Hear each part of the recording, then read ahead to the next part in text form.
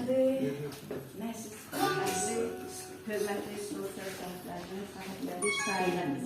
Bildiyiniz kimi bu günlər dünən Zəfər günü, bugün isə şirəli al rəngi ilə, ulduzuyla, bayrağıyla hər birimizin könlünü fəth edən bayraq günümüzdür. Bu günlər münasibətilə hər birimizi səmimi qəlbdən təbrik edirəm və bilirik ki, hər birimiz bu günü bizə yaşadan Müzəffər Ordulu, Nər Başkomandanlı, şəhidli qazili igidərənlərimizdir və bugünkü mövzu, düzdür ki, dostluq mövzusu olsa da, mən möhtəşəm bir dostluqdan bəhs edən və bu möhtəşəm dostluğun finalı olan xalq birliyindən, xalqın dostluğundan, o çətin gündə, o 44 gün ərzində möhtəşəm birlik, möhtəşəm dostluq olan bir birlikdən, bunu özündə əks edən bir şeirdən sizinlə bölüşəcəm.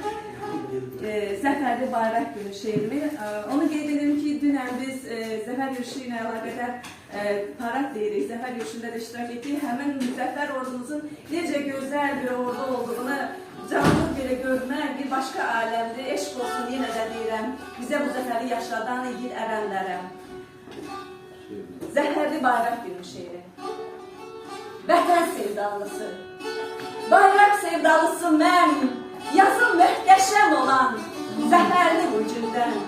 Komandan nidasıyla cərgəli düzülür, Qarabağ azad edilir, ordu düşməndən.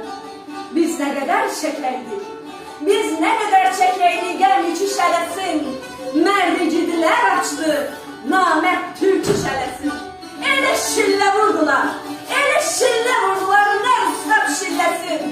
Yurt həsrətli ürəklər, yurdasız, hələsin.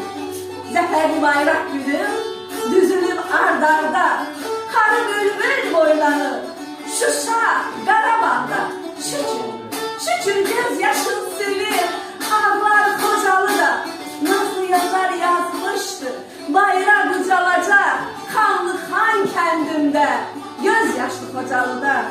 Üç rəngli libası şanla əyninə giyən, ay ulduzlu bayrağım bir şanla ucalar, Qıyılan Qartallı Laçından, Xan kəndindən, Dədə-baba yurdum İrəvana yol alar.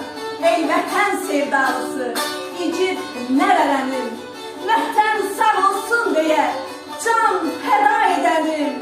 Zəfərli bu gün üçün, zəfərli bu gün üçün sizə minnətdarım.